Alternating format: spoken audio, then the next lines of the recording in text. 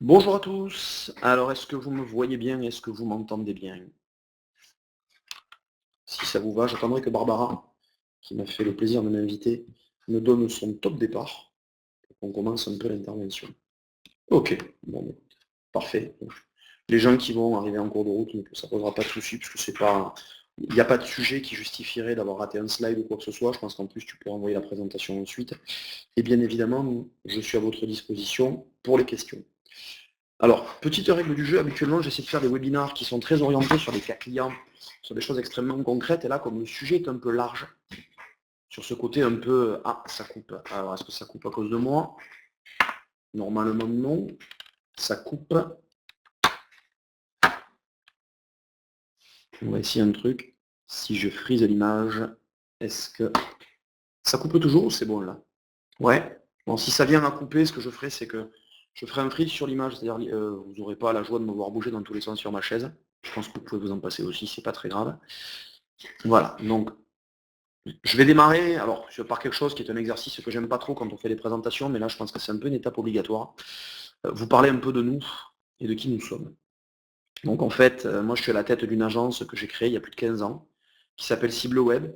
Je ne vous cacherai pas qu'on est basé dans le sud de la France, j'espère que c'est pas trop gênant pour vous. On n'est pas à Nice, nous on est à côté de Montpellier, on est à Béziers. Et la particularité, c'est que ça fait plus de 15 ans que l'on accompagne des PME, alors une grande majorité dans le e-commerce, mais pas que, sur leurs problématiques de visibilité et de génération de trafic, que ce soit de l'acquisition d'audience, que ce soit aussi de la fidélisation. Donc l'idée est un peu à travers ce qu'on a appelé nous notre offre globale d'accompagnement, de faire un peu un balayage large de tout ce qu'il est possible de faire pour booster sa visibilité. Donc, je pars du principe que chaque slide peut être sujet à question, n'hésitez pas. Il n'y a pas de questions tabou, il n'y a pas de questions bêtes. À partir de là, moi, je suis tout à fait enclin à échanger avec tout le monde. Est-ce que cela vous convient? Ok.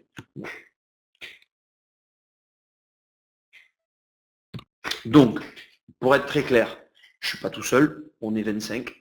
J'ai 25 collaborateurs. Moi, je ne suis que le patron. Je n'ai pas vocation à traiter quoi que ce soit, j'avoue, humblement, à parvenir à vous parler dans le micro. On a travaillé dans des univers très disparates. Alors si ça coupe, on ne va pas prendre de risque, on va friser l'image. Voilà. Peut-être que le son va aller mieux, Tess, puisque là, vous avez je pense que c'est pas l'image la plus élégante de moi que vous allez avoir. Donc on va essayer de trouver, voilà, une image un peu plus sympa, parce que je ressemble un peu à Mérou. Voilà, donc très clairement, est-ce que là vous m'entendez mieux? C'est mieux? Parfait. Donc la vidéo sera plus diffusée, vous aurez juste le son. Les slides vont bouger, vous aurez juste mon image qui est figée. Voilà, ce sera un peu l'alternative. Donc comme je disais, on a travaillé pour des clients divers et variés, donc voilà, il fallait mettre des logos sur un slide, donc on a mis quelques logos. Effectivement, on a travaillé en formation pour des gens comme Kiabi, SNCF, La Poste. On travaille pour des marques, Chilton est une marque de vêtements, on travaille pour des VPCistes comme Famille Marie qui vendent du miel. On travaille pour Cyrillus et Verbaudet, on travaille pour Citadium, sur leur présence, sur les marketplaces et les comparateurs. On essaie d'avoir une approche très large. On fait de l'emailing pour un centre commercial. Alors, les Niçois, vous connaissez peut-être un centre commercial qui s'appelle Riviera, Polygone Riviera. En fait, on travaille pour son petit frère qui est à côté de chez nous. Voilà, très rapidement. L'idée, c'est vraiment de dire, on a la particularité d'avoir des équipes et des experts. Je n'ai pas la prétention, personnellement, d'être un expert en quoi que ce soit, et encore moins dans tout ce que je vais vous présenter. Par contre, on s'appuie sur une ossature de collaborateurs qui est le fruit de 15 ans de travail, très précise. Chaque client a un chargé de compte qui lui-même s'appuie sur des experts métiers. Donc, vous avez quelqu'un qui a une vision d'ensemble de votre activité et aussi un expert sur un sujet donné, AdWords, SEO, médias sociaux, qui est disponible au besoin. Voilà, j'espère que je ne suis pas trop commercial dans mon approche. Voilà, nos métiers, comme ça au moins on sait un petit peu ce qu'on fait. On va vraiment travailler sur tout ce qui va être vraiment réflexion stratégique. Donc qu'est-ce que c'est que cette réflexion stratégique digitale et e-commerce? C'est avant même de se lancer dans des choses très factuelles, je veux faire du référencement, c'est d'abord pourquoi je veux le faire. Quel est mon marché? Je prends un cas tout bête, si vous êtes un énième vendeur de coques pour téléphone, marché sursaturé, et où sur la première page de Google on ne voit que des marketplaces, n'importe quel interlocuteur chez moi vous dira allez nous acheter du référencement, c'est stupide. on n'arrivera pas à un résultat probant. Mieux vaut aller directement vendre sur les marketplaces. Voilà. A contrario, vous êtes sur un marché de niche. Prenez le cas précédent, Famille Marie vend du miel. Le côté référencement naturel, référencement payant est intéressant. Vous êtes sur un produit type textile, l'emailing et la fidélisation seront un enjeu très important. Vous êtes une marque et de manière plus générale, vous êtes un acteur qui a envie de garder un lien avec ses clients, ce qui est quand même un peu la base du e-commerce. L'approche réseau social sera cruciale. Après, voilà, pour l'anecdote, on est éditeur de la solution EasyFlux. J'ai fait un webinaire à ce sujet il n'y a pas longtemps. On est un centre de formation. On forme en moyenne 200 personnes par an. On a même un dernier petit élément, mais qui est marginal. On a racheté une société spécialisée dans la création de boutiques, uniquement sur eBay, Amazon, sur Cdiscount. Pas les flux produits, mais la boutique et le design de la boutique. Est-ce que jusque-là, c'est clair pour tout le monde?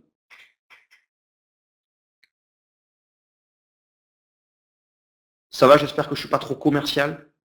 N'hésitez pas, si vous avez l'impression qu'on rentre dans du hors-sujet ou que ça vous saoule, vous n'hésitez pas à me le dire. Ok. Voilà. Alors, au-delà de notre offre, à chaque fois qui est précisée, c'est plus pour vous dire, voilà ce que vous pouvez attendre d'un acteur aujourd'hui. La stratégie digitale va vraiment servir à optimiser vos performances et à développer votre chiffre d'affaires. C'est bien souvent dommage d'arriver avec un site e-commerce sans avoir réfléchi à comment je vais le faire et est-ce qu'il y a un vrai marché. C'est bête, mais bien souvent, on ne sait pas où on va, on se lance un peu à l'aveuglette. Et c'est frustrateur, c'est castrateur, c'est même une source d'échec. Voilà.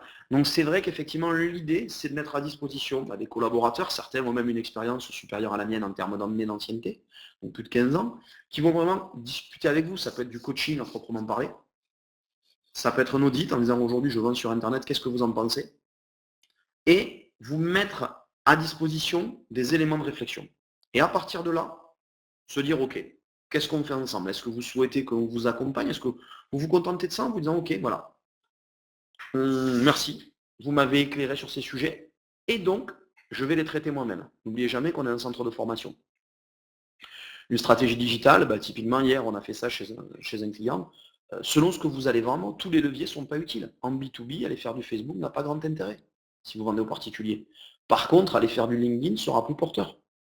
Si votre produit est très visuel, ne pas occulter Instagram me paraît du bon sens. Dans certains cas, ne pas mettre un focus énorme sur l'AdWords peut être une bonne idée. Dans d'autres cas, il faudra tout mettre sur les marketplaces. Vous voyez, là on est vraiment dans une vision d'ensemble. Est-ce que vous suivez un petit peu ce genre de choses? Et est-ce que, je vais être aussi très indiscret, je vais être un peu même intrusif dans votre activité, est-ce que c'est quelque chose auquel vous avez songé quand vous avez lancé votre activité? Oui, à la stratégie. Au-delà de web marketing, je dirais même à la stratégie commerciale, test tout court. Parce que bien souvent, on nous appelle en nous disant j'ai fait un site, il ne se passe rien. Je ne comprends pas pourquoi je ne vends pas. J'ai un super concept, un super nouveau concept, un produit qui n'existait pas sur le marché. J'ai fait le site internet, ça n'intéresse personne. Là, j'aurais tendance à dire, typiquement, c'est l'erreur souvent commise.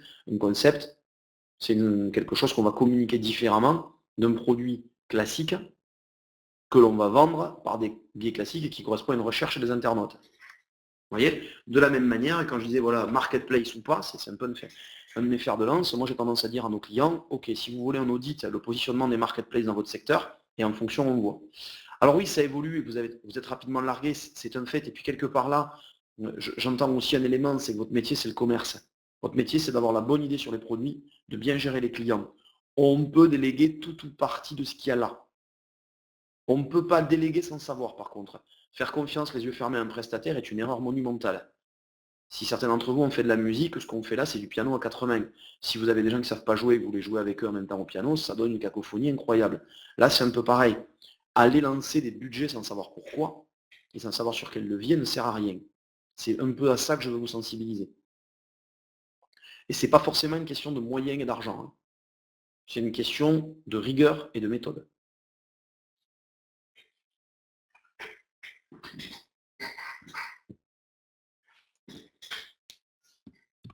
Alors, l'accompagnement et l'ergonomie, c'est un peu la même continuité. Est-ce que votre site est ergonomique? Ça ne veut pas dire est-ce qu'il est beau. Est-ce qu'il correspond bien au fonctionnement attendu de l'internaute? Ou est-ce qu'on le perd, cet internaute? Où est-ce qu'on le perd? Si tout va bien, très bien. Mais vous voyez par exemple l'absurdité qui consiste à dire on va passer par une super agence de com qui va nous faire un site différent des autres et dans lequel, justement parce qu'il est différent des autres, on va oublier de mettre le panier en haut. C'est par exemple quand on est dans du e-commerce, l'erreur de base. Le beau est l'ennemi du bien. Vous êtes là pour faire des ventes. L'audit ergonomique, l'analyse des stats de Google Analytics, les recos de ce qui peut être amélioré, jusqu'à une rédaction de cahier des charges que souvent on voit sur des V2. J'ai fait une première version du site et la deuxième, je passe par un cahier des charges. Je ne recommande jamais de partir à l'aventure. Alors soit si vous êtes un e-commerçant, faites d'abord votre propre site, faites votre expérience et après faites un cahier des charges. Si vous êtes une marque, on peut l'entendre parce qu'il y a un passé. Si vous n'êtes pas dans le e-commerce, des fois, il vaut mieux faire le cahier des charges avant, mais vous, sur du e-commerce, qui plus est avec EasyShop, cette étape-là, vous pouvez vous en passer. Par contre, bien regarder ce qui se passe dans l'analytics et regarder où est-ce que ça pêche, ça fait sens. Voilà. Toujours pareil, est-ce qu'on est clair là-dessus? Est-ce que vous comprenez bien l'environnement à ce niveau-là? Oui, l'image s'est figée par Patricia pour la bonne et simple raison que c'était l'alternative pour être sûr que le son ne couperait pas. Donc j'ai figé mon image. Vous avez ce magnifique portrait de moi. Je ne sais pas ce qui se fait de mieux. Alors, rentrons par le premier levier qui est en général celui qui pose le plus de questions. Le référencement naturel. Voilà. Au-delà de l'aspect, je l'avoue et je le confesse, un peu promotionnel du slide, qu'est-ce qu'on va appréhender sur de l'accompagnement référencement naturel aujourd'hui quand je suis un client EasyShop? Bon, on va être très clair. L'optimisation technique ne sera pas l'élément le plus important pour la bonne et simple raison que, en tant que partenaire depuis des années de EasyShop, je cautionne les choix techniques. Donc à partir de là, cette partie-là, on ne vous fera pas l'injure de vous dire on va vous facturer un audit de la solution. Voilà. Ça, c'est une évidence, il n'y a pas besoin de le faire. Déjà, on va commencer par regarder le positionnement. Où est-ce qu'on en est réellement? Pas ce que vous pensez, ce que nous, on voit de l'extérieur. J'aurais même tendance à dire avant même de signer tout contrat. Où est-ce qu'on en est? Qu'est-ce qu'on voit? On a remarqué dans certains cas que certains sites se cassaient la gueule pour des raisons qu'on arrivait à appréhender. On a remarqué dans certains cas que certains sites étaient bien référencés, mais qu'on avait une part un peu de psychose des clients qui était liée au fait que ce n'étaient pas les mots-clés sur lesquels ils voulaient être. Et qu'en même temps, les mots-clés sur lesquels ils voulaient être, des fois, n'étaient pas des mots-clés vendeurs. Donc vous voyez, c'est toute une analyse qui va être menée ensemble. On aime bien le mot de diagnostic partagé. On aime bien le fait de se dire, ok, vous connaissez mieux votre marché, nous on connaît mieux la technique, on doit bosser ensemble. Et contre toute attente, d'ailleurs, bien souvent dans le référencement, on démarre par une formation. Voilà. Dépollution du site. Vous êtes sur une V2, V3 du site, et il y a plein de liens qui ont été créés parce que c'était la mode à un moment, parce que c'était des choses qu'il fallait faire. On va regarder un peu tout ça. Vous avez les cas de figure, vous étiez chez une solution concurrente, vous venez chez EasyShop, la bascule n'a pas été géniale, Google n'a pas aimé la bascule, ça peut arriver. Qu'est-ce que dit le Web Master Tools dans Google? Comment ça se passe? Où se trouve le problème? Et là, on va commencer à regarder. Et là, on va rentrer dans le détail. C'est jamais, encore une fois, quelque chose qui se fait en un claquement de doigts. C'est toujours dans la durée que ça se travaille. Et c'est surtout de l'échange avec vous. Le plus important là-dedans, c'est que tout le monde avance ensemble. C'est pas je confie de l'argent à un prestataire, et parce que je lui ai confié de l'argent, quelle que soit la somme, clairement, je me dédouane en tant que marchand de tout. C'est pas comme ça que ça doit marcher.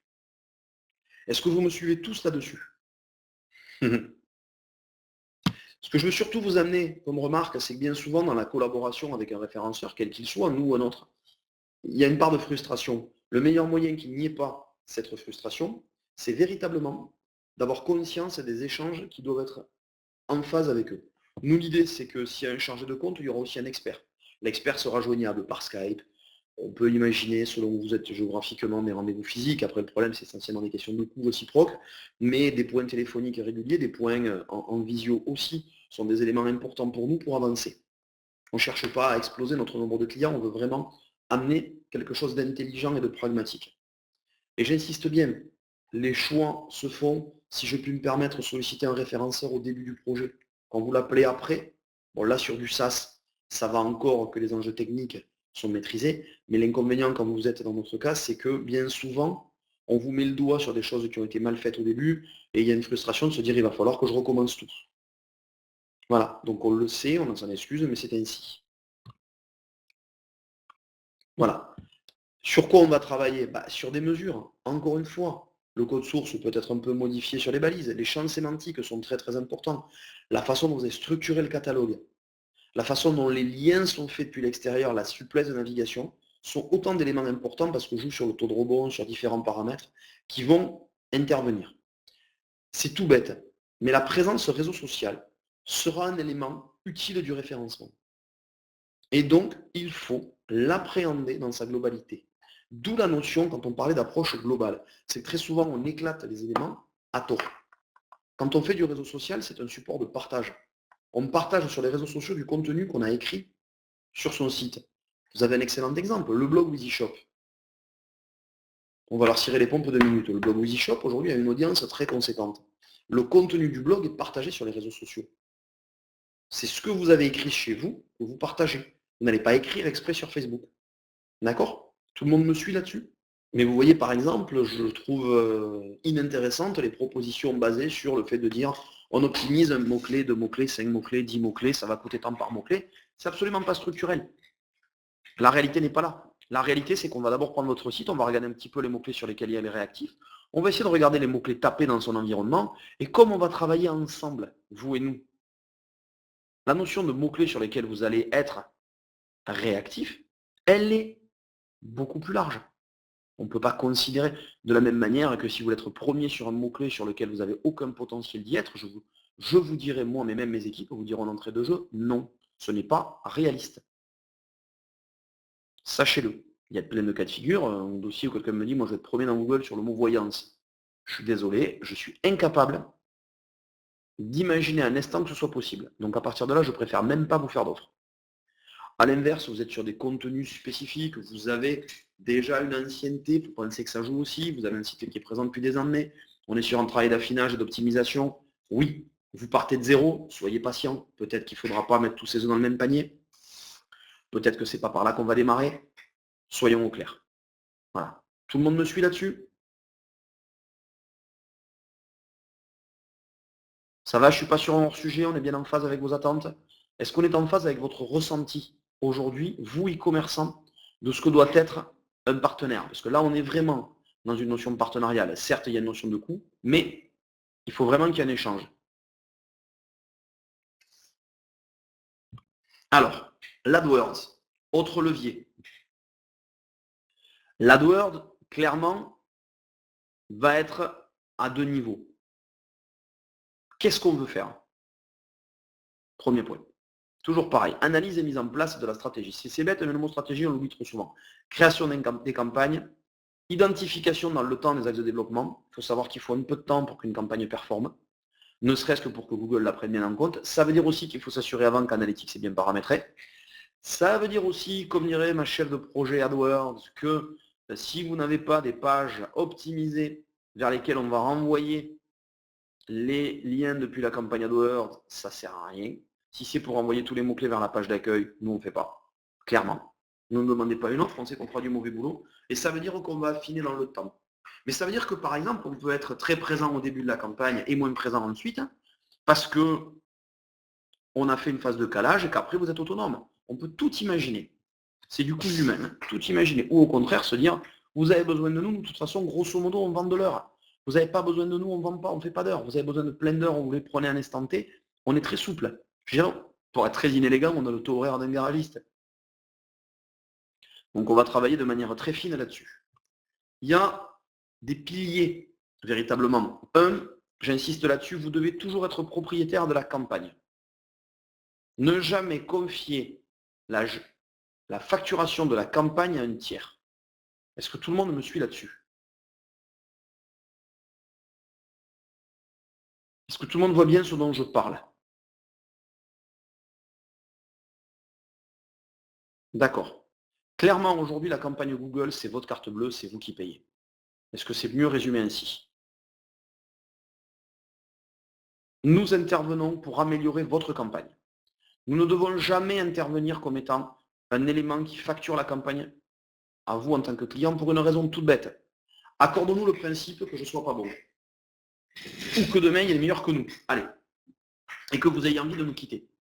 Si la campagne vous appartient, l'intervention de l'agence est d'optimiser la campagne existante.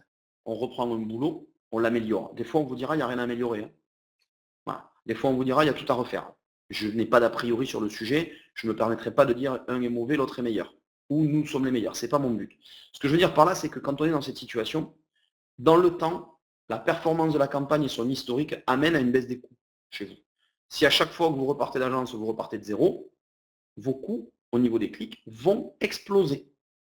Alors que l'affinage et l'amélioration dans le temps est un gage pour baisser les coûts. Et quelque part, notre valeur ajoutée n'est pas d'être un intermédiaire de facturation entre vous et Google. Vous n'achèterez pas le clic moins cher à travers nous que si vous le prenez en direct. Il faut vraiment en avoir conscience de ça.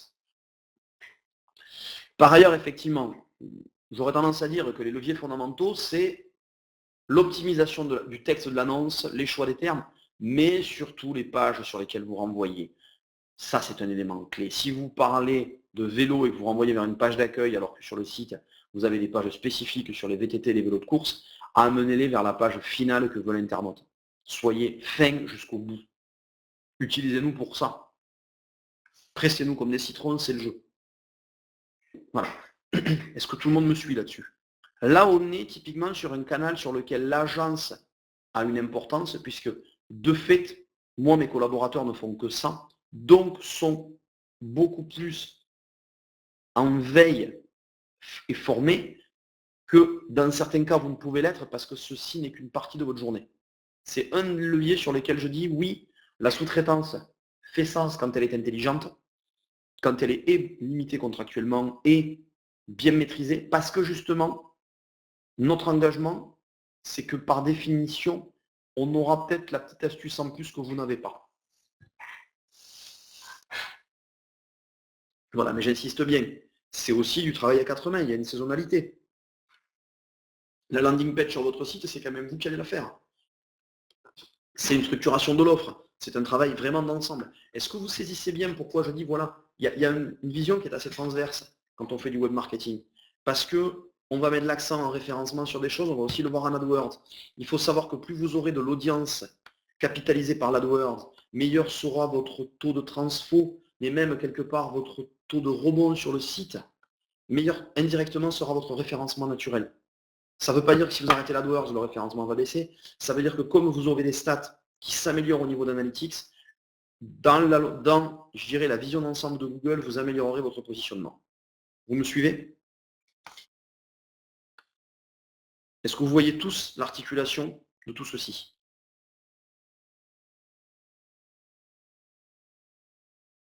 Oui, Patricia, c'est bon pour vous? Est-ce que c'est bon pour les autres?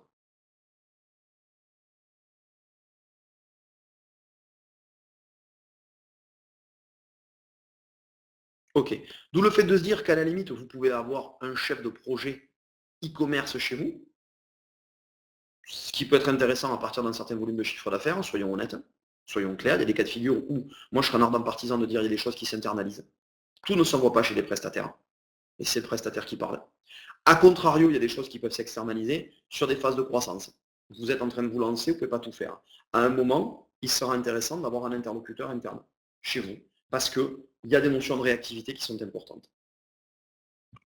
Voilà. Analytics me paraît un élément clé. Le paramétrage d'un compte Analytics est extrêmement important parce que c'est là qu'on va vouloir définir ce qu'on veut mesurer. Tout le monde ne mesure pas la même chose à son niveau. C'est extrêmement important à ce niveau-là. Tout le monde n'a pas la même notion de mesure de son activité e-commerce. Vous avez des personnes qui vont vouloir mesurer de la vente directe. Ça s'entend tout à fait. C'est le paramétrage e-commerce. Vous avez des acteurs sur lesquels ce qui va être important, ça va être, en B2B notamment, le coût d'acquisition d'un prospect.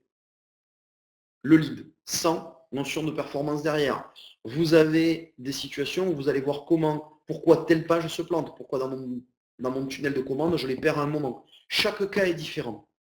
Vous vendez de la box, par exemple, il y a une réflexion différente à mener. D'où est-ce qu'ils viennent? Qu'est-ce qui s'est passé? Est-ce que l'internaute qui vient de l'AdWords a le même comportement que celui qui vient du RefNat? C'est ça qui va nous le dire. Est-ce que dans ce que je fais sur les réseaux sociaux, je suis bon? Est-ce que, on l'oublie souvent, mais ma campagne emailing est bien taguée avec des bons tags analytics pour que je puisse mesurer ce que la fidélisation in fine ramène réellement un chiffre d'affaires? Vous voyez, autant d'éléments. Là, soyons clairs, dans l'analytics, on parle de paramétrage. À l'instant T, on parle du fait de dire Voilà, on le cale, on le voit ensemble, est-ce que toutes les pages sont bien taguées, et ensuite, ça doit rouler tout seul. C'est un outil qui doit vous servir. Moi, je suis un ardent partisan sur Analytics de dire il est hors de question que vous soyez sans cesse dépendant du tiers qui pilote les campagnes pour vous montrer ce qui est marqué dans Analytics. On doit vous former à Analytics, qui est un outil de contrôle.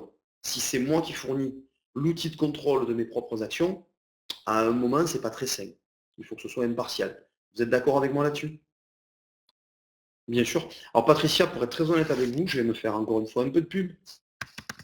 Je vous montre juste une adresse.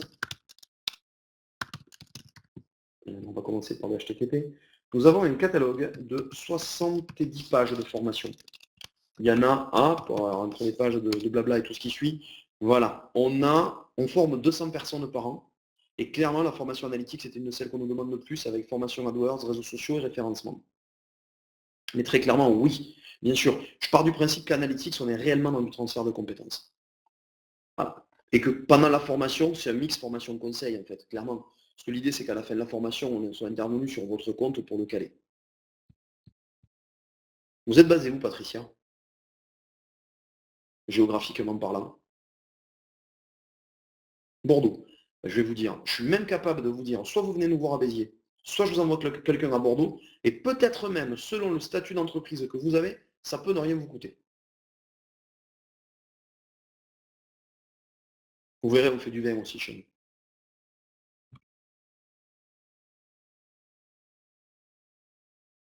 Réseaux sociaux et médias sociaux.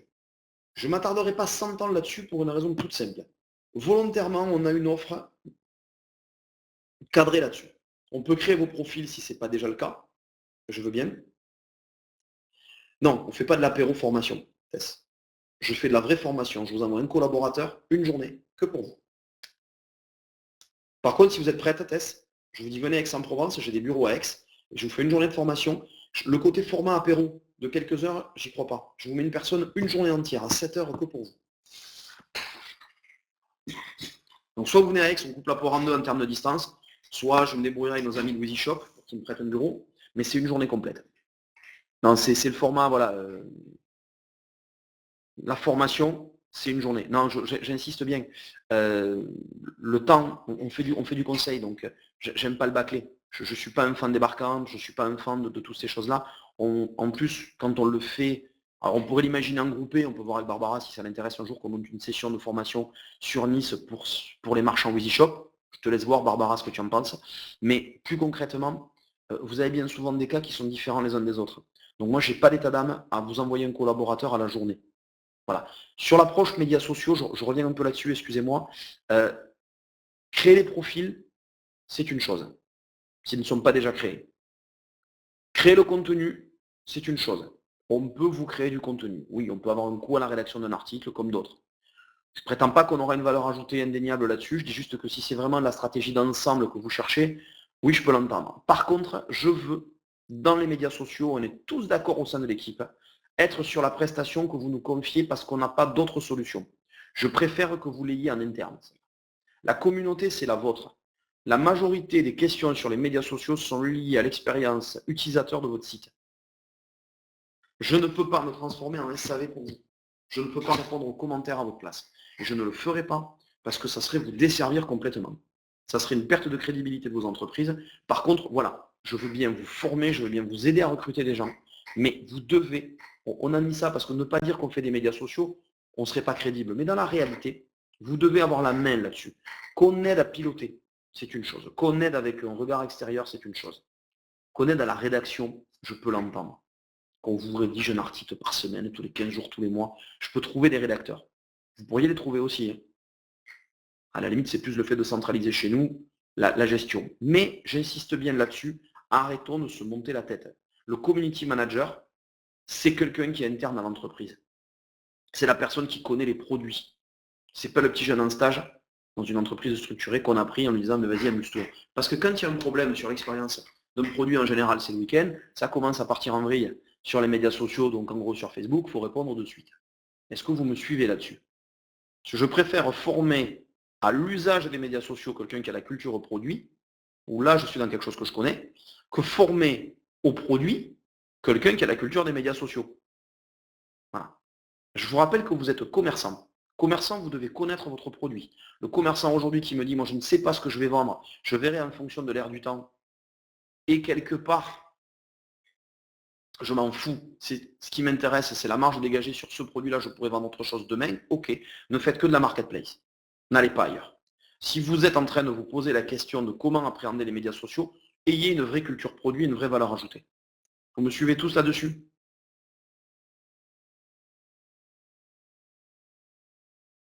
Voilà. Je ne dis pas qu'il y en a un qui est meilleur que l'autre. Je dis juste chaque stratégie. Vous voyez, on parlait de stratégie tout à l'heure. Là, je vous donne des bases en termes stratégiques. Voilà. On ne fait pas n'importe quoi avec n'importe quel canal. Voilà. Après, voilà, il y a des solutions qui existent. Automatiser, c'est facile. Rédiger, ça s'externalise. Animer, effectivement, on anime des pages avec des posts qui sont issus de contenu. On peut mettre en place de la veille chez certains acteurs légitimes de votre marché et rediriger des choses. C'est possible. Je ne dis pas qu'il faut à tout prix aller vers ça avec chez nous. Je dis juste on peut faire. Moi, j'aime bien quand ça, on le met en place, que vous le gérez ensuite et qu'on se reparle régulièrement pour faire le point. Parce que j'estime que là, l'externalisation n'est pas la solution d'avenir. Voilà. Sachez qu'on peut, mais je préfère de loin quand vous le faites vous et qu'on vous y aide. J'insiste vraiment là-dessus.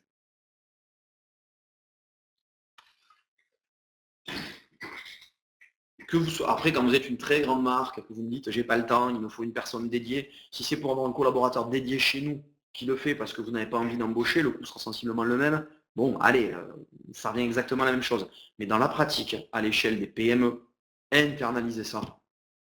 Si vous devez recruter quelqu'un, prenez quelqu'un de mature, qui appréhendera vite le produit, ou si vous prenez quelqu'un sur le community management, vous le faites d'abord faire les cartons, d'abord répondre aux clients, gérer la hotline, et ensuite, il s'amusera avec ça. Mais c'est un profil transverse. D'accord? Vous voyez, je suis même en train de vous dessiner, c'est pour certains d'entre vous peut-être, la première embauche à faire. Vous me suivez? Est-ce qu'on est bon là-dessus?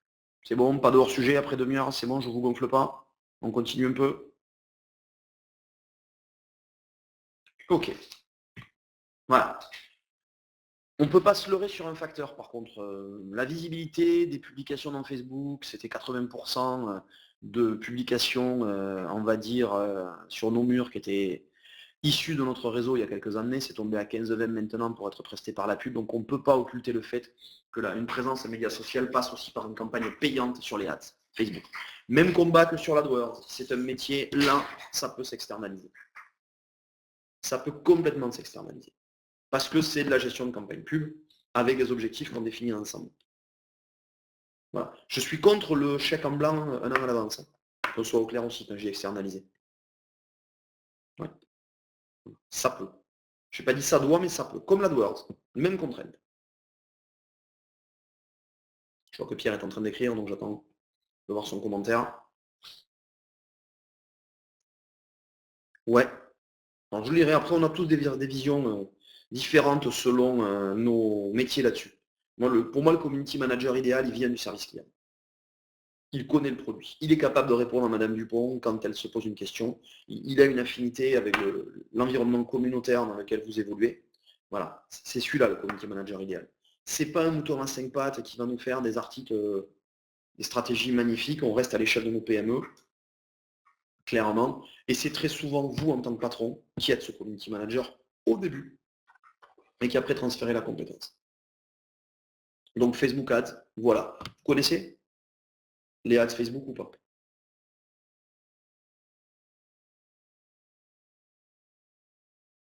Grosso modo, le deuxième levier pub à activer après l'AdWords, pour une bonne et simple raison, c'est que quand on fait de l'investissement média, qui est une nécessité pour avoir de l'audience, on ne peut pas mettre tous ses œufs dans le même panier. Il y a très peu de concurrence à l'AdWords.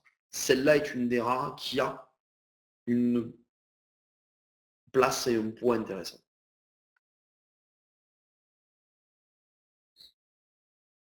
Voilà. Après, très communautaire, les stratégies ne sont pas tout à fait les mêmes que l'AdWords. Mais voilà, il n'y a pas. Voilà, on est en train de créer un plan B à l'AdWords. Bon, si Patricia, vous ne faites que du ads Facebook et pas du tout d'AdWords, c'est un choix aussi. Je n'ai pas à le commenter. Si les retours sont à la hauteur, c'est parfait. Je ne prétendrai pas que c'est plus ou moins coûteux, les mesures ne sont pas les mêmes. Voilà. On va travailler sur la visibilité, sur la notoriété, sur du ciblage comportemental. C'est un des éléments. On sera moins sur la notion de clic directement. Même si on pourra le mesurer en termes de retour d'audience derrière, la finalité étant que ça renvoie vers le site, si c'est de l'acte d'achat. Voilà. Ce sont des stratégies de longue haleine. Ce sont des stratégies un peu coûteuses aussi, donc faut y aller crescendo. Tout le monde me suit, c'est bon pour l'instant? Patricia, par exemple, est-ce que vous êtes satisfaite du retour de l'Ads Facebook?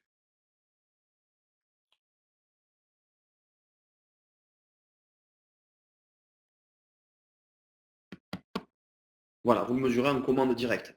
Voilà, ok. C'était une question que j'allais vous poser. C'est est-ce que vous mesurez de la visibilité, de la portée sur la page ou de la commande?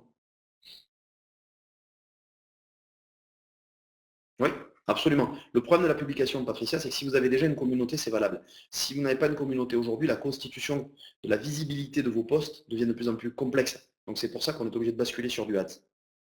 Si la communauté existe déjà ou si vous avez un secteur de niche particulier, on le fait. Voilà. Donc c'est bon, je ne dis pas trop de bêtises à votre niveau par rapport à ce que je suis en train de présenter là. Vous cautionnez mon propos, c'est à peu près la stratégie que vous avez mis en place.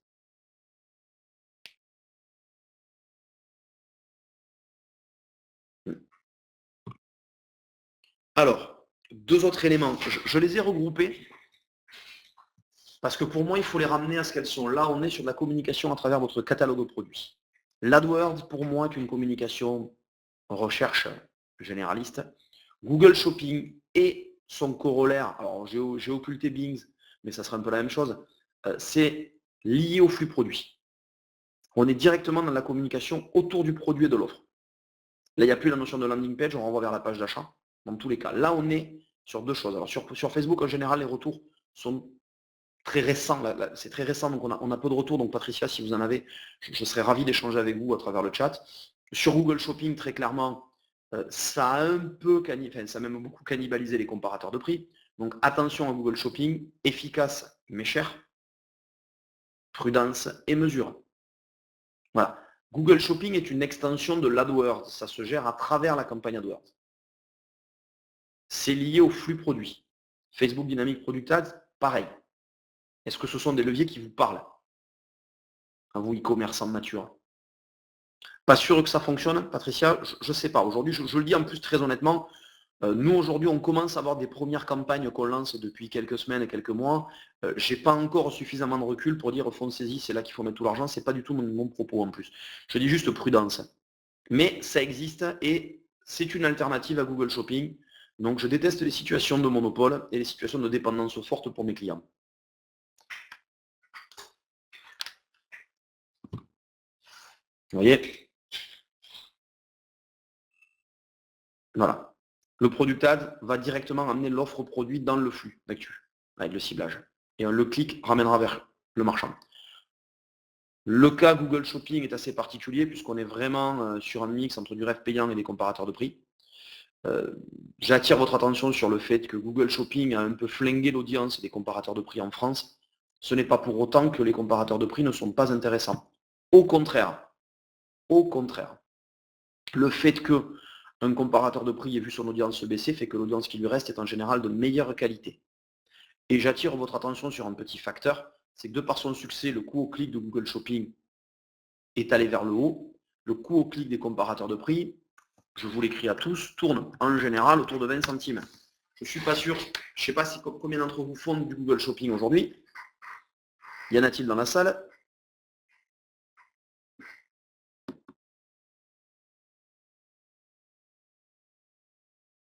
Ah, il n'y a que des noms. Ah, c'est bien dommage.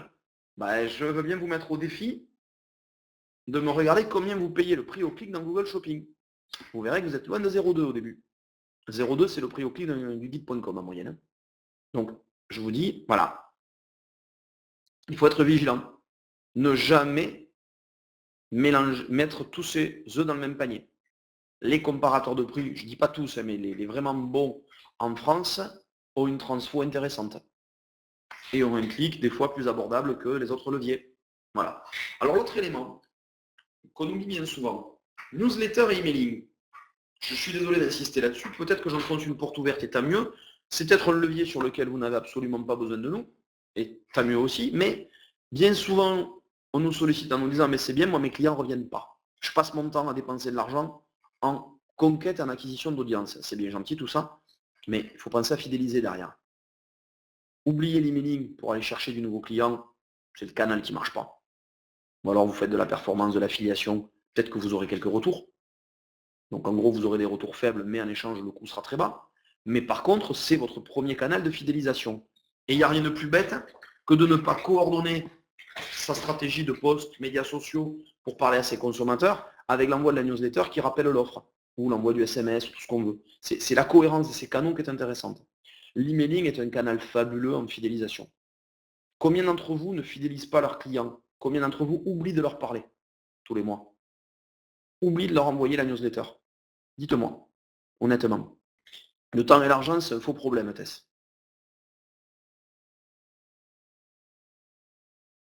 On parlera de prix. Non, non, non, non, on parlera de prix ensuite. Si c'est que ça. Je venais être sans tabou et vous parler de mes prix, c'est pas le propos. Voilà. Mais clairement, le problème, c'est que votre base de données que vous êtes en train de conquérir et qui vous coûte de l'argent, elle. Donc l'argent, vous l'avez pour aller chercher des éléments. Toutes les 2 semaines, c'est bien, mais voilà. C'est une bonne stratégie. Clairement, 7 à 10 jours, ça peut être beaucoup, une fois par semaine, mais ça se calcule. Clairement, vous voyez, il faut penser que votre base client, elle perd 15% de sa taille tous les ans, ce qu'on appelle l'attrition. Le problème, c'est que si vous ne leur parlez pas, vous êtes en train d'acquérir de l'audience que vous ne capitaliserez pas derrière. Et le problème de l'argent, c'est qu'en fait, l'investissement sur l'emailing doit être rentabilisé directement. Donc en gros, une opération emailing sur votre base de client, c'est le truc le plus rentable qui soit. Non, effectivement. Pour ça que voilà, 15 jours mensuels, c'est bien. Après, tout dépend de l'environnement dans lequel Patricia évolue. Il n'y a pas de bonnes ou de mauvaises pratiques. Il y a de bonnes ou de mauvaises stratégies par rapport à sa cible client. Voilà. Mais c'est important. Parce que bien souvent, quand on parle de web marketing, on ne parle que de la conquête, on oublie la fidélisation. Et la fidélisation, c'est quand même une promesse de commande à faible coût. Donc c'est quand même vachement intéressant de pouvoir faire une vente qui ne coûte rien derrière. Voilà, bon, nous, notre valeur ajoutée, c'est qu'on sait tout gérer.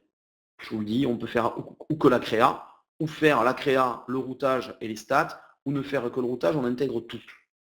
On va chercher votre base, on prend votre brief, on fait tout. C'est un choix. On est différent dans un cas-là, on n'est pas du tout dans le même positionnement qu'un Mailjet, un Mailchimp et compagnie. Pour beaucoup d'entre vous, ces solutions-là sont parfaites parce que vous avez la ressource interne pour faire. Pour tous ceux qui ne l'ont pas, on est une des rares alternatives qui existent où on vous dit on fait tout. Pour être très clair, on fait en moyenne 300 créas par mois. On a 2 graphistes à temps plein chez nous qui ne font que la newsletter. Que ça, que ça, que ça, que ça. Avec un account manager qui est systématiquement dédié, donc vous avez toujours un chargé de compte chez nous qui fera le point avec vous sur la meilleure stratégie, le comportement, l'analyse des stats, et ainsi de suite. Voilà. Donc Tess, je vous dis combien ça coûte, comme ça au moins on est au clair, au maximum, l'ensemble. Création incluse, donc le temps du graphiste, tout. L'expédition de tout, on serait au max, à un tarif de 149 € hors taxe pour une opération. C'est le max. Sachant que si on doit en faire plein, il y a une dégressivité très forte dans le temps.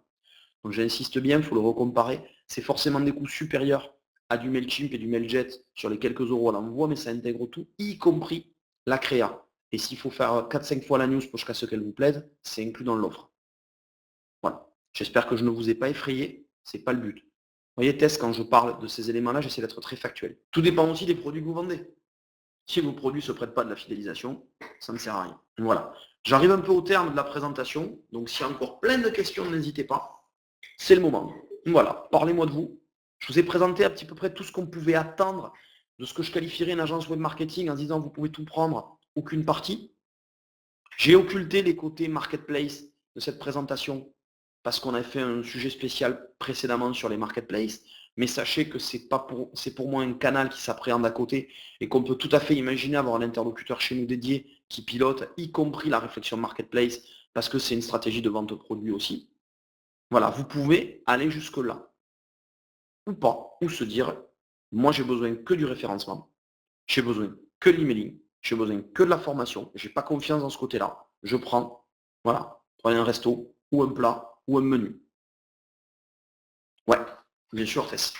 La première des choses que je vous dirais dans le cadre d'une marque textile, c'est essayer les marketplaces pour aller vers la redoute. Je vous donnerai un binôme qui est très simple. Réseaux sociaux, enfin, un trio. Marketplace, clairement, tentez le coup, foncez, parce que c'est là que vous allez faire le plus de notoriété sans moindre coût. Deuxièmement, site et réseaux sociaux. Et possibilité après d'emailing si vous avez un peu de base. Voilà. Selon ce que vous êtes comme positionnement, je n'investirai pas forcément dans de l'AdWords et du RefNat au début. Du moins pas sur la majorité des coûts. J'irai à fond sur les marketplaces parce que vous n'êtes pas cannibalisable, vu que c'est votre propre marque. Voilà la raison. Hein. J'insiste.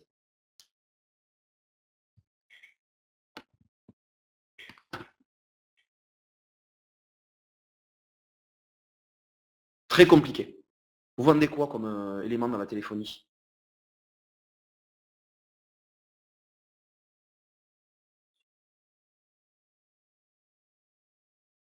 Non, test, voilà, nous. Sur l'accessoire, il y a du potentiel. Sur la réparation et le déblocage, stratégie de positionnement local. Géolocalisation. Test, contactez-nous. Vous avez mon email, nous nous répondrons. Je ne vous promets pas un oui.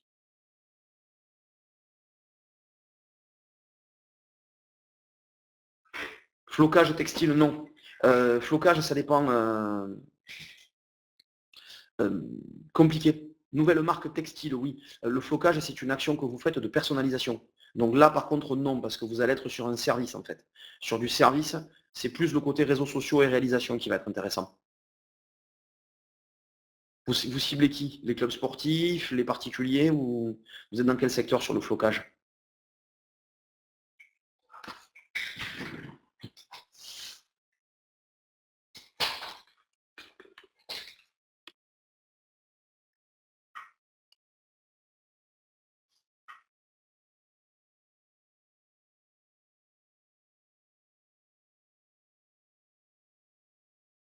Pas de marketplace sur ça. Club sportif, on peut faire de l'email sur les clubs sportifs. Il faut aller chercher leurs coordonnées, c'est un travail un peu long pour vous, mais il faut que vous le fassiez. Et là, vous pouvez les solliciter, ils sont assez réactifs par contre. Particulier événement, mais il va falloir travailler plus le côté média social et montrer les réalisations. J'entends au niveau de votre positionnement, au niveau de la téléphonie, sauf que vous êtes sur un secteur ultra concurrentiel qui va demander énormément d'argent pour la notoriété.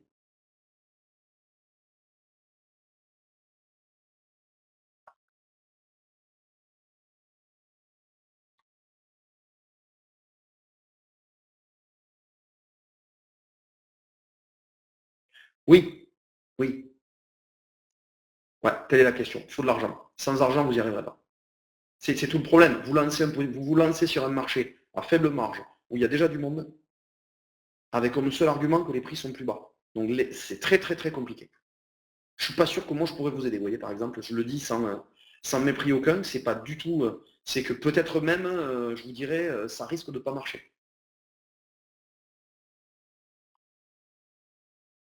Oui, c'est une hypothèse qu'il ne faut pas exclure. De se dire c'est trop compliqué.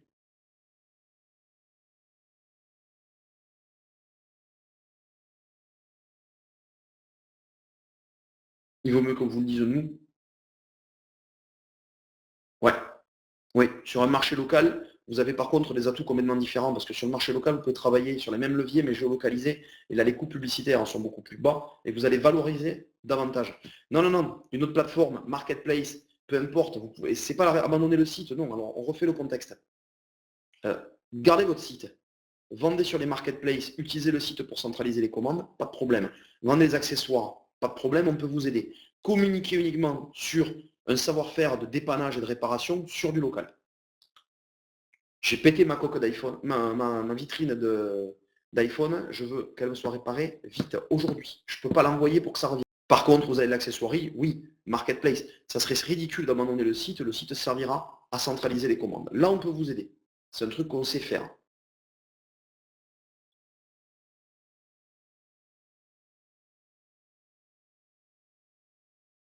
N'hésitez pas, il n'y a pas de questions bêtes. Toutes celles qui vous viennent à l'esprit. J'espère que je ne vous ai pas donné l'impression d'être quelqu'un de distant. À ce niveau-là, le but, quand je dis même le positionnement n'est peut-être pas bon, c'est éviter que vous dépensiez de l'argent pour rien. Même de l'argent dépensé chez nous, c'est dommage. Non. Business plan, ça serait un peu compliqué. Un business plan, un expert comptable vous aidera à faire un business plan. Je ne comprends pas pourquoi vous avez besoin de faire un business plan. Pour la banque?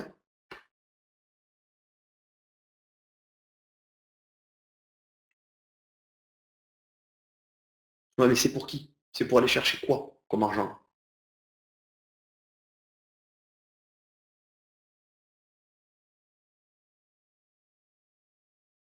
Sur une marque textile?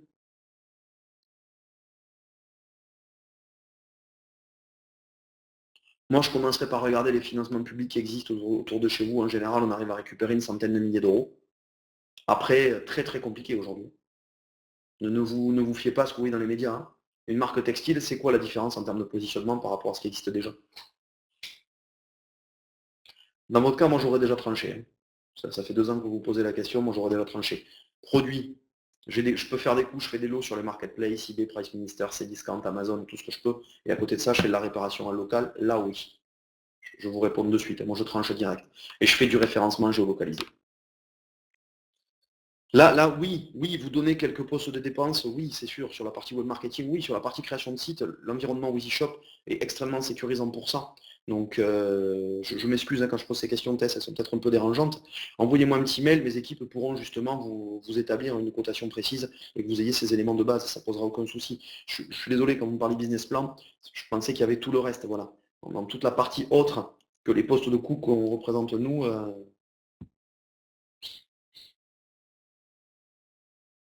c'était un peu compliqué. Ouais, mais enfin, la particularité, c'est que, voilà, ok, ben, pour ce qui nous concerne, oui, envoyez-moi un petit mail ou sur contact@cibleweb.com, vous aurez la réponse très rapidement. Non, je suis désolé, eBay Price Minister, ça tombe, si vous laissez tomber le site, c'est dommage, parce que le site vous permettra dans tous les cas de centraliser la base de données produits. Et c'est quand même plus intéressant de passer par le site pour centraliser la base de données produits, éventuellement de se plugger à nous avec EasyFlux, que de passer par une solution qui va vous permettre de créer les produits chez elle, et avec laquelle vous serez pieds et poings liés, hein. Donc, être sur WeezyShop pour les produits, ne serait-ce que pour les vendre sur les marketplaces, vous permet aussi, si ça ne se passe pas bien avec nous, d'aller vers certains de nos confrères. Si vous êtes avec un de nos confrères qui propose aussi la création des produits, le problème c'est qu'une fois que c'est fait, que le catalogue est de chez lui, vous ne le quitterez jamais. Voilà. Le plus simple pour ça, à la limite, contactez-nous et on vous fera directement, vous nous envoyez un mail sur contact@cibleweb.com. La raison pour laquelle je n'ai pas donné de prix là comme ça, c'est que clairement, chaque cas sera différent, ou directement par notre site, voilà, ou en dernier recours, vous avez mon mail sur le slide. Barbara, tu pourras envoyer les slides à tout le monde. Vous m'envoyez un petit mail et je ferai suivre à mes équipes. La raison pour laquelle je ne vous ai pas donné de prix comme ça, c'est que simplement, ça va vraiment dépendre du besoin de chacun. C'est qu'on va vraiment ajuster, faire du sur-mesure. Pour certains d'entre vous, c'est quasiment que de la formation, vous voyez. Pour d'autres, c'est un projet qui est qu'un audit. Pour certains, ce sera beaucoup plus long. Donc je préfère que mes équipes prennent le temps de l'échange avec vous, plutôt que je vous fasse, je joue les vendeurs de foire à vous dire ça va vous coûter tant, et qu'on met tort de bout en bout, et vous et moi. Donc je préfère que vous ayez mes collaborateurs qui sont extrêmement aguerris sur le sujet pour vous faire une offre sur mesure, plutôt qu'on parte dans des tarifs, autant sur l'emailing c'est facile, je connais mes tarifs, sur EasyFlux je les connais. Là, j'aime bien que chaque cas soit étudié. On est sur du projet avec vous. Il y a les modalités financières, est-ce que c'est un paiement d'un coup, est-ce que ce sera tous les mois, sur quelle durée on va s'engager, apprenons à se connaître, voilà. Est-ce que ce webinaire correspondait au moins à vos attentes? Parce que c'est la première fois que je le fais sur cette approche-là, je voulais m'assurer qu'on n'était pas sur un autre sujet, qu'il n'aura pas été trop commercial, j'espère. C'est tout à fait normal. Non, Michel, ça correspondait pas trop ou pas trop commercial? Ah, excusez-moi. Donc j'aime bien savoir parce que le hors-sujet existe aussi et charge à moi de m'améliorer par la suite le cas échéant. Bon, écoutez, si vous n'avez pas d'autres questions, il me reste, pardon, à vous souhaiter une très bonne journée à vous tous. Déjà, vous remercier du temps que vous m'avez accordé. Et donc, vous avez toutes mes coordonnées qui sont là. Vous avez l'adresse de notre site, vous avez tout. N'hésitez pas, pardon. Nous sommes à votre disposition. Voilà. Donc, je vais couper la diffusion du son et je vous remercie.